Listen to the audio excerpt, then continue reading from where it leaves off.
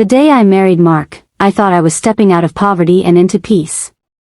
I didn't know I was stepping into a house built on lies. I still remember the sound of my empty stomach that morning. It growled louder than the old ceiling fan in my mother's room. We had eaten plain rice the night before. No meat.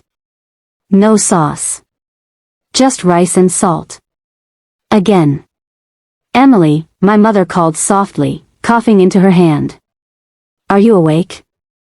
Yes, Mama, I said, tying my worn slippers. I'm awake. She looked smaller that day. Her eyes were tired. The doctor wanted money we didn't have.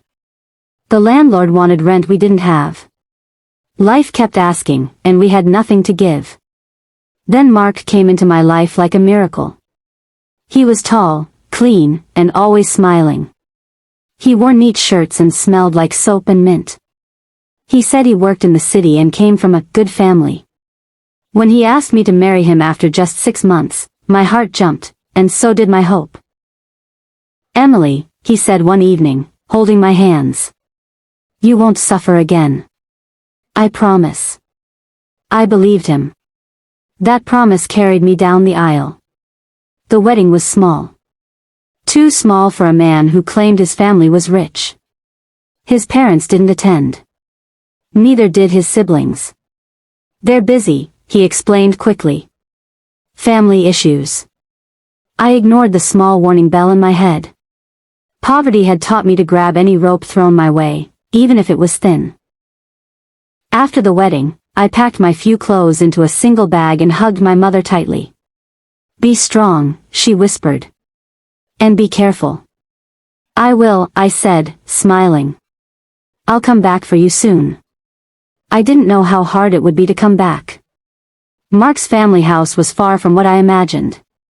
The paint was peeling. The gate was crooked.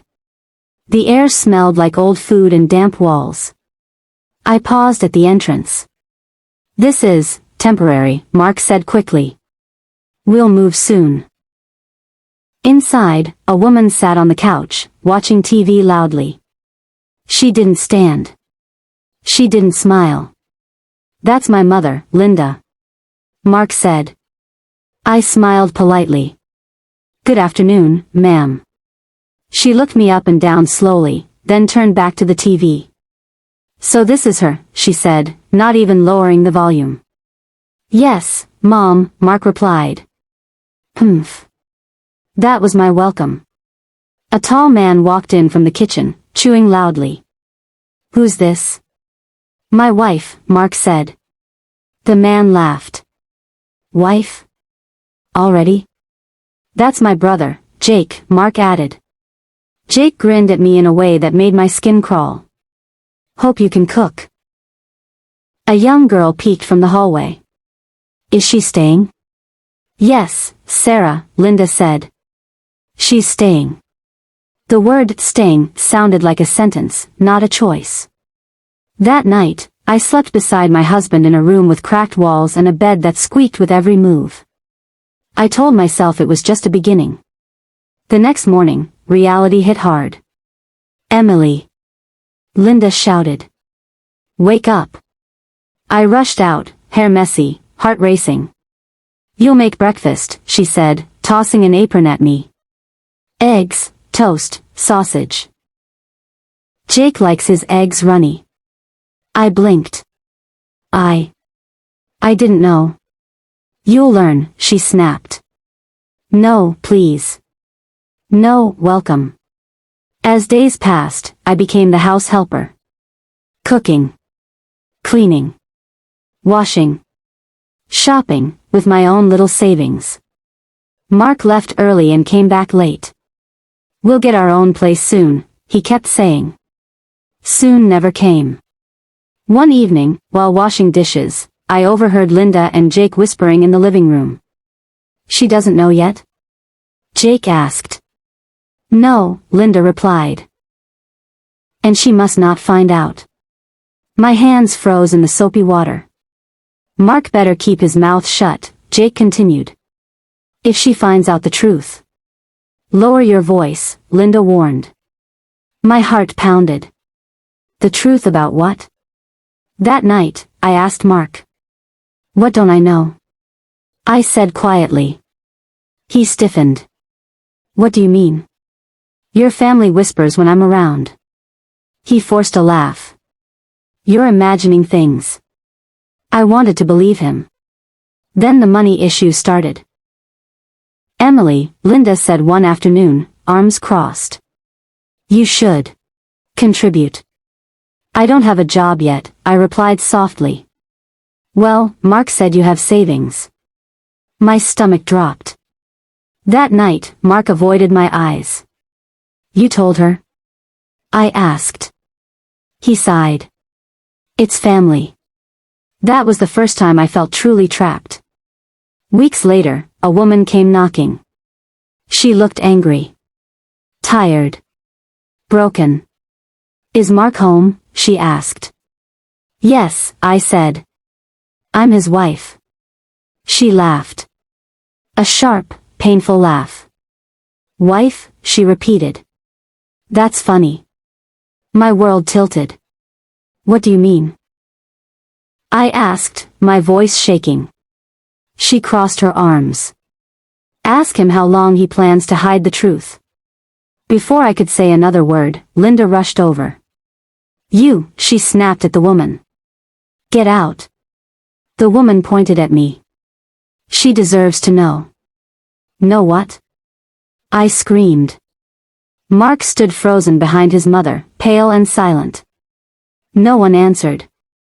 That silence was louder than any scream. And that was the moment I knew. I didn't just marry a man to escape poverty. I married into a family that was hiding something dark. Something that could destroy me. And I was standing right in the middle of it.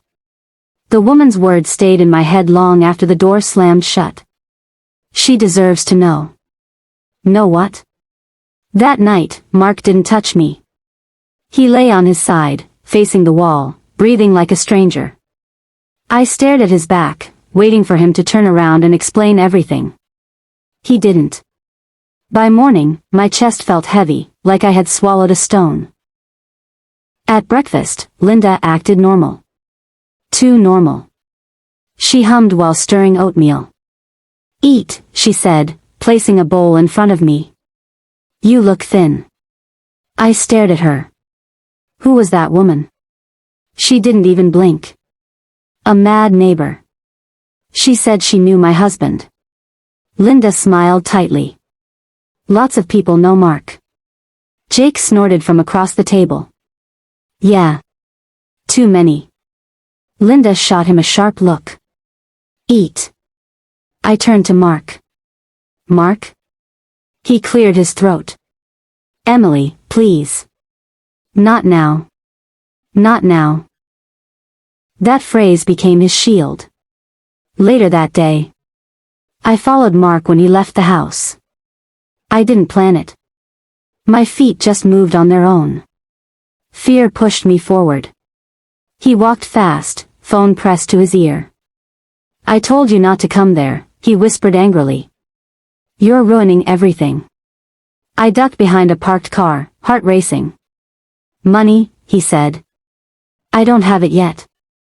Give me time. Time again. He ended the call and turned around suddenly. Our eyes met. Emily? His face drained of color. What are you doing here?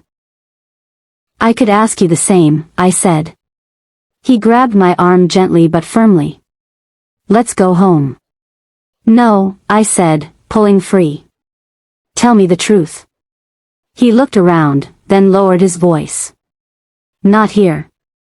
Back home, the air felt tight.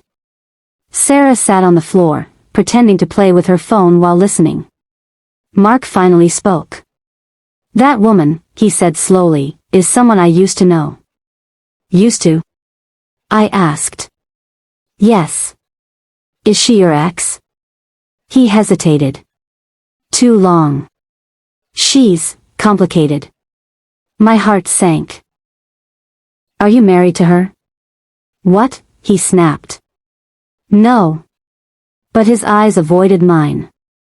That night, I cried silently into my pillow. I had escaped hunger, only to find fear. The next morning, I found an envelope under the bed while sweeping. Inside were papers. Court papers. My hands shook as I read. Child support. Mark's name. Another woman's name. 2 children. I felt dizzy. 2 children. I rushed outside, gasping for air. Linda watched me from the porch. You weren't supposed to see that, she said calmly. I turned to her, tears streaming. He has children? She shrugged. So. I cried. He never told me. It wasn't important, she replied. You're here now. Something broke inside me. That evening, the woman returned. Her name was Rachel. She didn't shout this time. She just looked tired. He told you yet? She asked. I nodded slowly. He left us, she continued. Said he needed money. Said he'd come back. Why did you come today? I asked. She looked me straight in the eyes. Because he's doing it again. The room spun. Again? Rachel swallowed hard. He married you for escape. Just like he married me. My legs gave way. I sat down hard on the steps. He promised me a better life, I whispered. She laughed sadly. He promised me the same. Mark appeared behind me. Rachel, stop, he warned. She stood. Tell her about the debts. Tell her about the loans. Tell her why your family needs her money. I looked up at him. Money? I asked. Silence. Linda stepped forward. Enough drama. She's married now. She'll help. Help. That word hit me like a slap. That night, Mark finally spoke. My family owes a lot, he said quietly. I needed help. So you married me? I asked. He didn't deny it. The truth burned worse than hunger ever had. But even then, I didn't know the biggest lie yet. Because the next morning, a letter arrived. And the name on it wasn't Mark's. It was mine. I stared at the envelope like it was about to bite me. My name was written in neat blue ink. Emily Carter. My hands trembled as I picked it up. I hadn't changed my name officially yet. No bank. No office. Nothing. So how did anyone know to send a letter here, with my full name? Open it, Linda said from behind me. Her voice was calm. Too calm. I turned slowly. What is this? Mail, she replied. What else? Mark stood by the doorway, eyes fixed on the floor. That scared me more than shouting ever could. I tore the envelope open. The words inside blurred at first. Then they became sharp and painful. Final notice. Outstanding loan. Amount due, $48,600. My knees weakened. I don't understand, I whispered. I never took a loan. Linda sighed like a tired teacher. Of course you didn't. Not yet. I looked up, heart pounding. Not yet? Jake laughed from the couch. She's slow, huh? Mark snapped, Jake, stop. Linda raised her hand. Enough. She turned to me. Emily, when Mark married you, certain. Plans were already in motion. My mouth went dry. What plans? She walked closer. Your clean record. Your name. Your innocence. The room spun. You used my name? I asked Mark. He finally looked at me. I didn't want to, he said softly. But they pressured me. I laughed. A broken, shaky laugh. Pressured you to destroy my life? We needed the money, Linda said firmly. And you were perfect. Perfect. I thought of my mother's cough. The unpaid rent. The nights I cried from hunger. You married me because I was poor, I said slowly. And because you could use me. Mark stepped forward. I did care about you. Did? I screamed. When? He reached for my hand. I pulled away.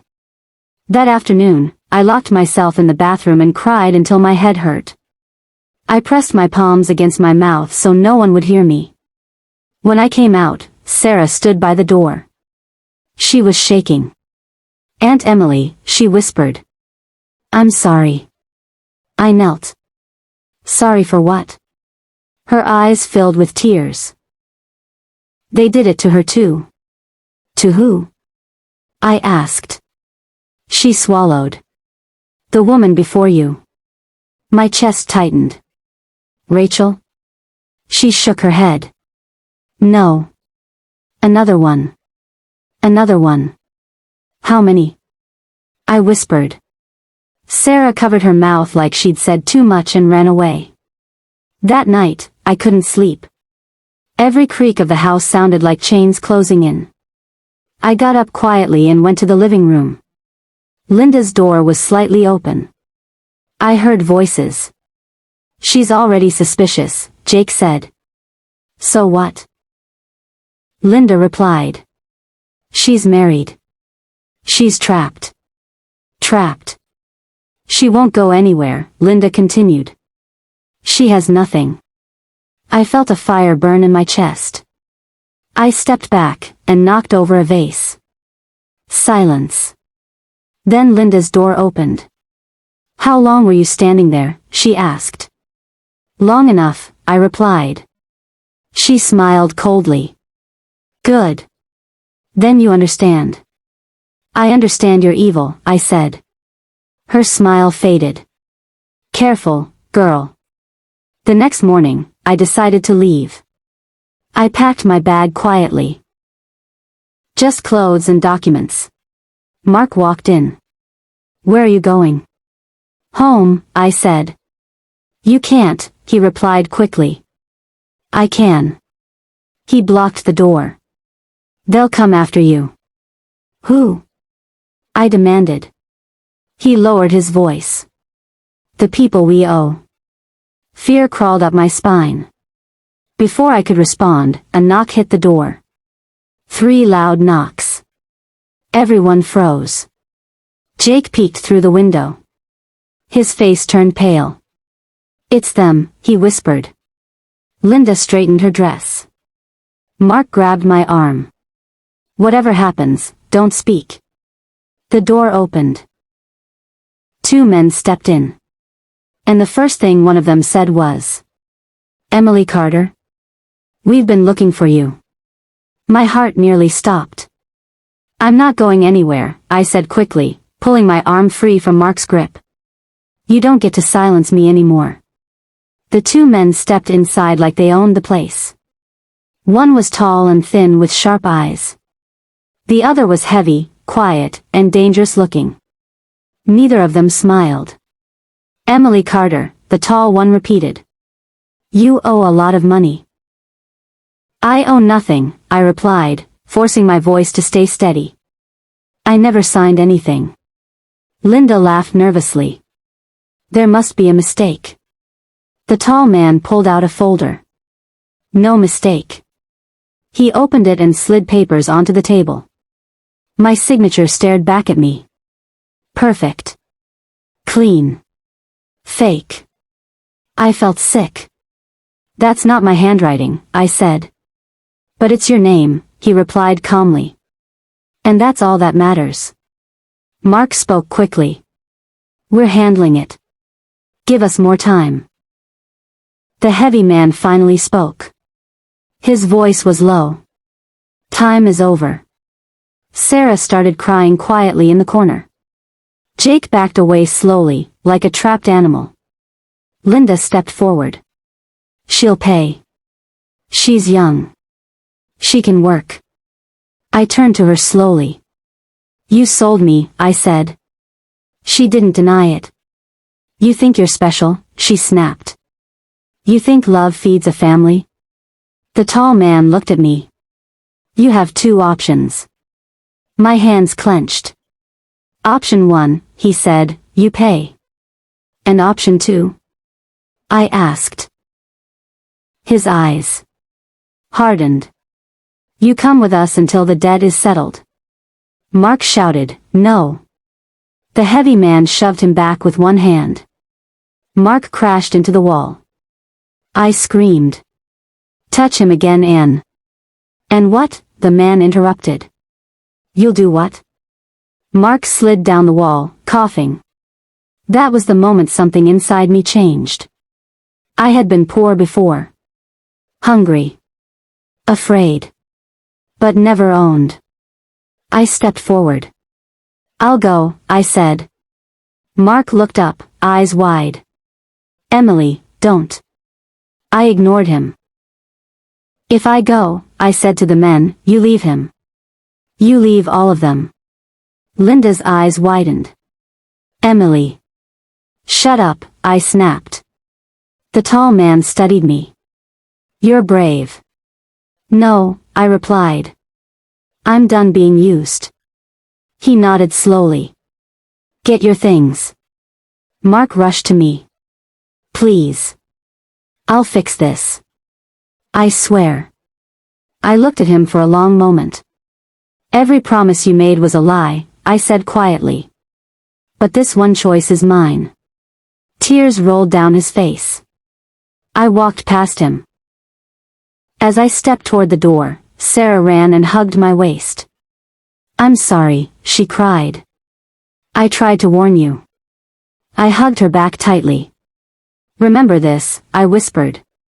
This isn't love. Don't grow up thinking it is. The door closed behind me. The outside air felt cold and unreal. As we walked toward the car, the tall man leaned closer and said something that made my blood run cold. You're not the first wife we've taken from that house. I stopped walking. What did you say? I asked slowly. He opened the car door. And unless you're careful, he added, you won't be the last. The door slammed shut behind me. And as the car started moving, I realized something terrifying. Escaping poverty was easy. Escaping this family might cost me everything. The car smelled like cold leather and fear. I sat between the two men, my hands clenched in my lap, my heart beating so loudly I thought they could hear it. The city lights passed by like they didn't care what was happening to me. Where are you taking me? I asked. The tall man glanced at me. Somewhere safe. For now. Safe for who? I snapped. He didn't answer. After a long drive, the car stopped in front of a small office building. No sign. No lights outside. Just a metal door. Inside, they led me into a plain room with a table and 2 chairs. Sit, the heavy man said. I sat. The tall man placed the folder on the table again. Emily, he said calmly, you were dragged into something ugly. But you're not as trapped as you think. I frowned. You just threatened to take me. That was to scare them, he replied. Not you. I blinked. What? He leaned back. We know Linda's family very well. Too well. My heart skipped. Then why come for me? Because, he said, you're the only innocent one in that house. I didn't know whether to laugh or cry. He continued, we've been watching that family for years. Fake marriages. Loans in other people's names. Broken women. My throat tightened. What happened to the others? His jaw clenched. Some escaped. Some didn't. Tears burned my eyes. So what happens to me? He slid another paper toward me. Choice, he said. Real choice. I looked down. It was a statement. A full confession form. If you sign this and tell the truth, he said, we go after them. Not you. My hands shook. And the debt? Disappears, he replied. You never took it. We can prove that. Hope rushed through me so fast it hurt. But, he added, you'll have to face them again. In court. Court. Linda's cold smile flashed in my mind. Mark's broken promises. Jake's laughter. I'll do it, I said. They exchanged a glance. You're sure? He asked. I married him to escape poverty, I said quietly. I won't escape this by staying silent. They nodded. 2 weeks later, I stood in a courtroom. My legs felt weak, but my back was straight. Mark sat across the room. He looked smaller. Older. Broken. Linda avoided my eyes. When it was my turn to speak, my voice shook at first. At first. Then it grew stronger. I told everything. The marriage. The lies. The papers. The threats. Gasps filled the room. Rachel was there too. So were 2 other women. I wasn't alone. When the judge spoke, his voice was firm. The court finds Emily Carter not guilty of all charges. I closed my eyes as tears fell. Then he turned to Linda and her sons. However, he continued, this court finds clear evidence of fraud, coercion, and conspiracy. Linda screamed. Jake cursed. Mark just stared at the floor. As they were led away, Mark looked at me one last time. I did love you, he whispered. I met his eyes. Love doesn't destroy, I replied. Outside the courthouse, Rachel hugged me. You're free, she said. I nodded. So are you. That evening, I returned to my mother's small room. She touched my face gently. You look stronger. I am, I said softly. Life wasn't suddenly rich. But it was honest. And that night, as I lay on a thin mattress, listening to my mother breathe beside me, I smiled for the first time in a long while.